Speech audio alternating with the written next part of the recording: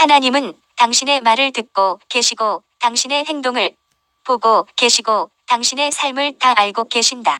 요한계시록 2장 1절 에베소 교회의 사자에게 편지하라. 오른손에 있는 7별을 붙잡고 7금 촛대 사이를 거니시는 이가 이르시되 2절 내가 내 행위와 수고와 내 인내를 알고 또 악한 자들을 용납하지 아니한 것과 자칭 사도라 하되 아닌 자들을 시험하여 그의 거짓된 것을 내가 드러낸 것과 3절 또 내가 참고 내 이름을 위하여 견디고 게으르지 아니한 것을 아노라. 본문 말씀을 보면 주님이 오른손에 7별을 붙잡고 7금 촛대 사이를 거니신다. 여기서 7별은 7교회의 사자, 즉 7교회의 목회자를 말하고 7금 촛대는 7교회를 말한다. 요한계시록 1장 19절 교회 사이를 거니시는 주님이 주의 종을 저와 여러분을 오른손에 붙잡고 계신다.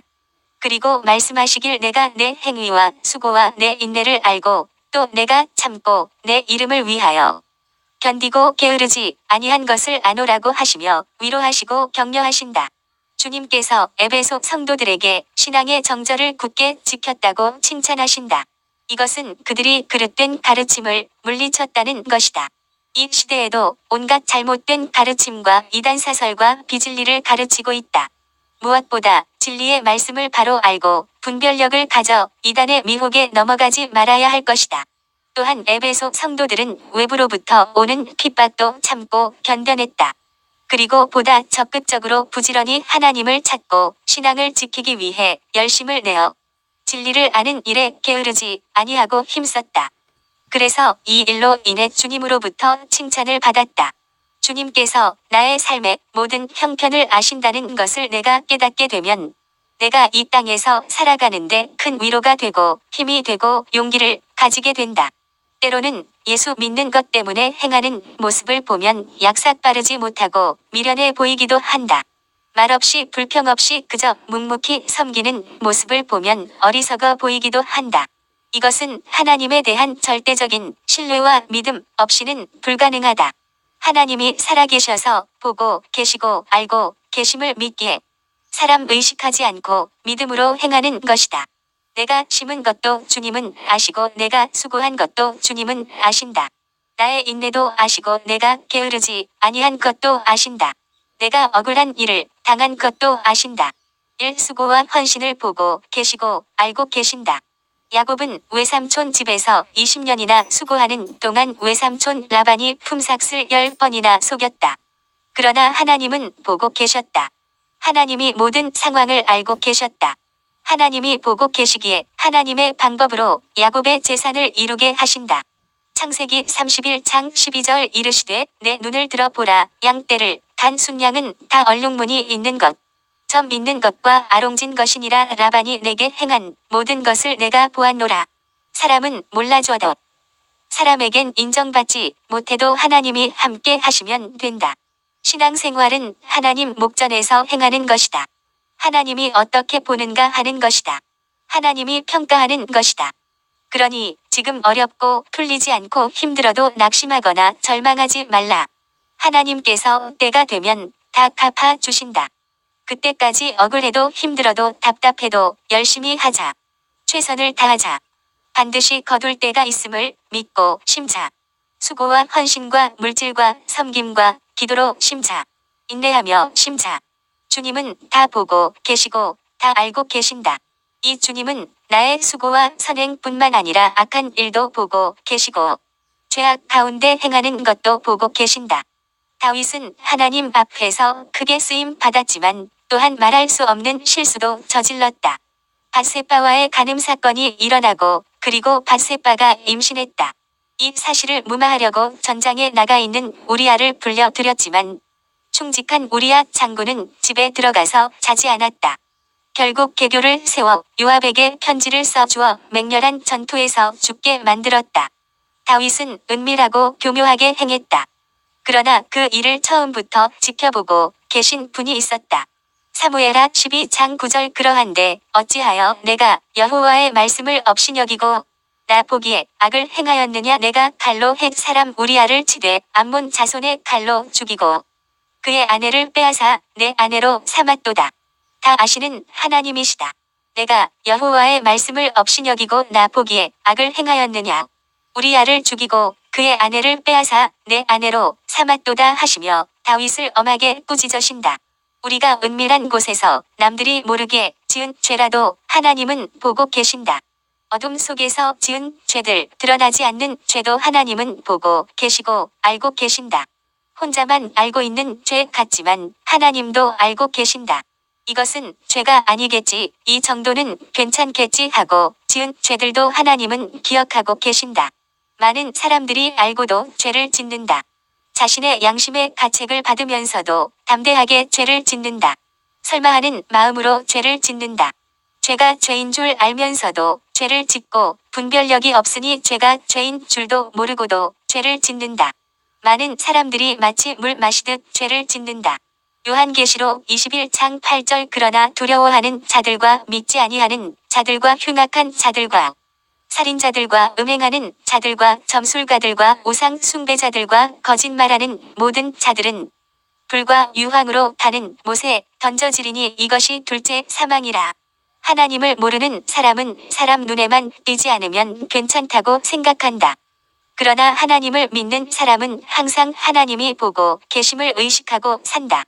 하나님의 눈이 자신 위에 있음을 의식하고 산다.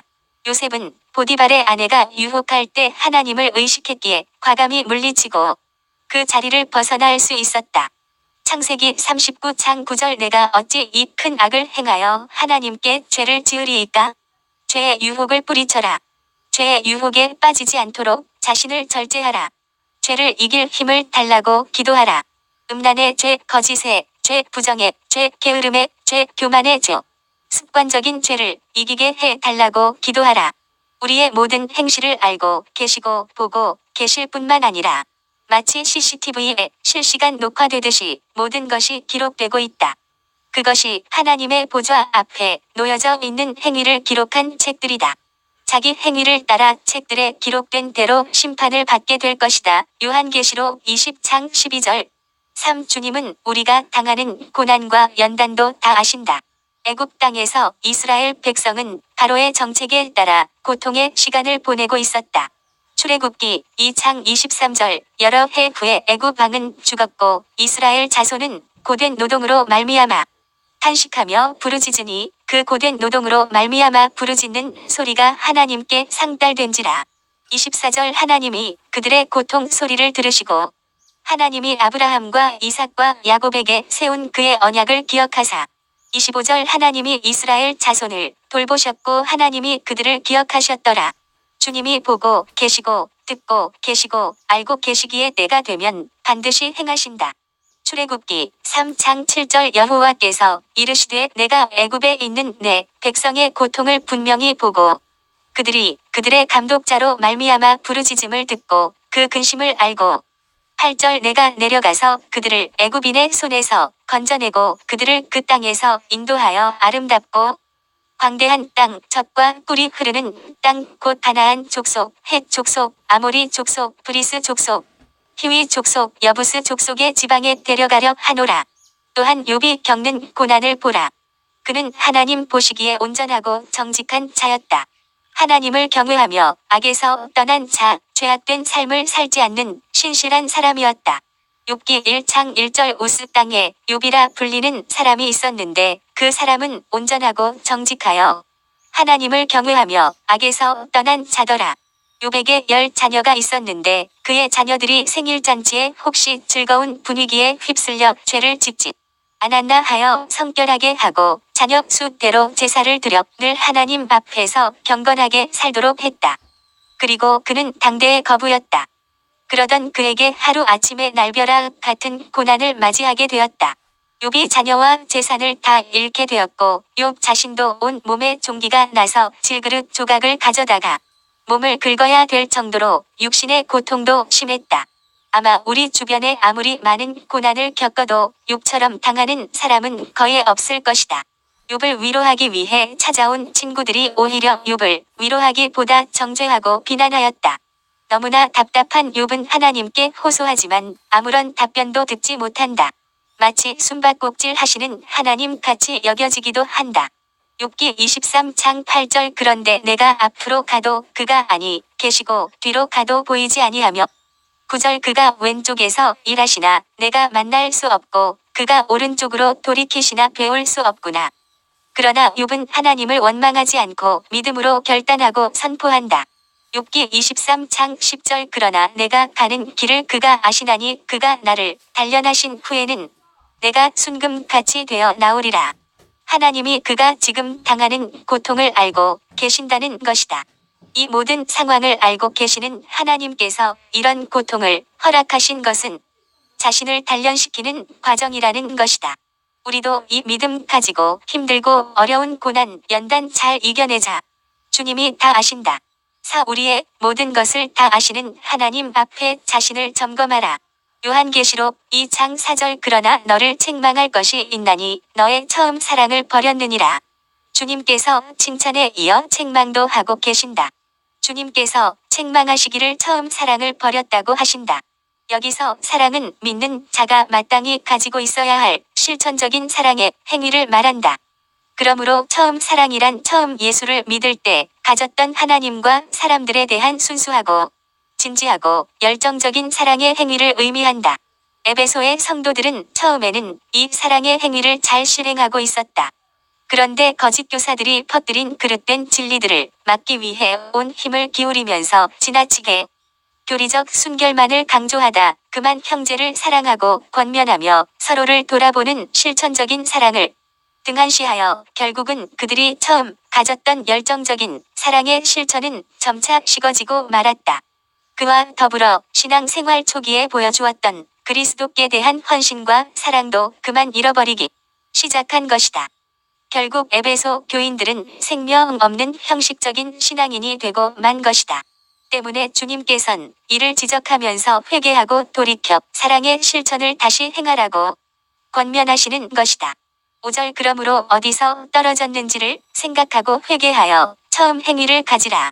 만일 그리하지 아니하고 회개하지 아니하면 내가 내게 가서 내 촛대를 그 자리에서 옮기리라.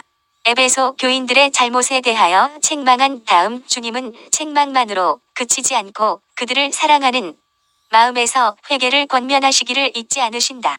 어떻게 잘못하였는지를 생각하고 회개하여 처음 행위를 회복하라는 것이다. 사실 잘못에서 돌이키고자 하는 자는 먼저 자신의 잘못이 어디서부터 시작되었는가에 대한 원인을 찾아야 한다. 즉 원인 규명과 그 원인이 발생한 시점을 알아내어야 한다. 그리하여 구체적인 문제점들이 드러나면 그것을 가지고 하나님 앞에 낱낱이 고백하여야 한다. 회개는 추상적으로 전체적으로 뭉뚱그려서 할 수 있는 성질의 것이 아니다. 정확한 문제를 가지고 구체적으로 자신의 죄를 자백할 때 하나님으로부터 용서받게 되는 것이다.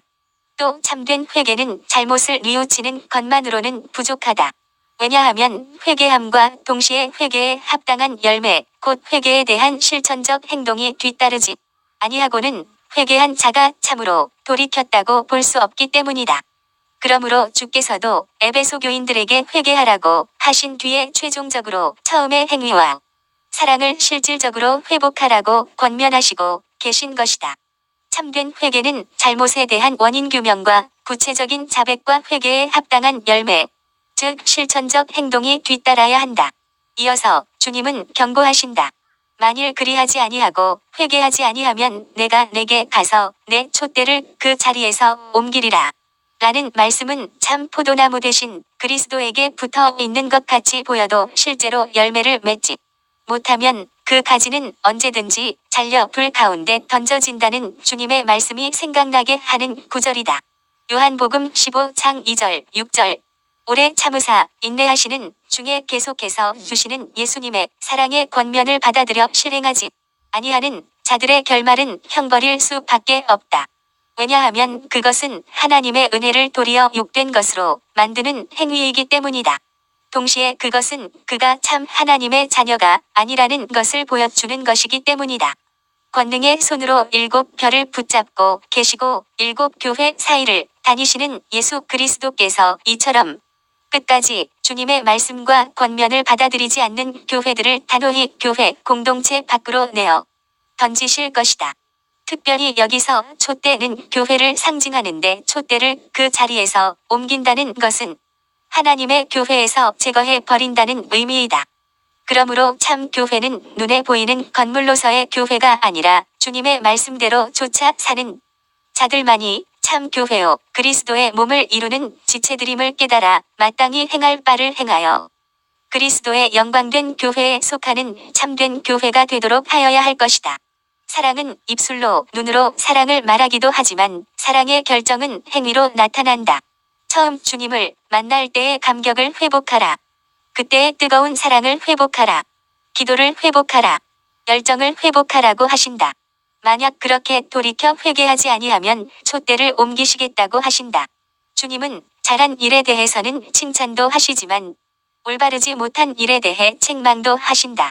책망으로만 끝나는 것이 아니라 권면하시며 회개를 촉구하신다. 돌이키도록 하신다. 그럼에도 불구하고 권면을 받아들이지 않고 실행하지 않는 자에게 경고하신다. 촛대를 옮기신다. 하나님의 교회에서 제거될 것이다. 주님은 다 아신다. 주님은 다 보고 계신다. 내가 심은 것도 아시고 내가 억울한 것도 아신다. 나의 수고와 인내도 아신다. 또한 은밀한 죄도 아신다. 추한 행동도 보고 계신다. 잘못된 것은 깨닫고 회개하여 참된 행위로 나아가라. 죄를 극복할 힘을 달라고 기도하라. 죄를 다스릴 힘을 달라고 기도하라. 창세기 4장 7절 내가 선을 행하면 어찌 낯을 들지 못하겠느냐. 선을 행하지 아니하면 죄가 문에 엎드려 있느니라. 죄가 너를 원하나 너는 죄를 다스릴지니라. 사람 의식만 하지 말고 하나님을 의식하며 살자. 우리가 늘 입으로 고백하듯이 살아계신 하나님이라고 할 때 그 하나님은 들으시고 보시고 알고 계시는 분이라는 말이다. 그리고 우리의 모습에 따라 행하시는 분이시다. 아멘.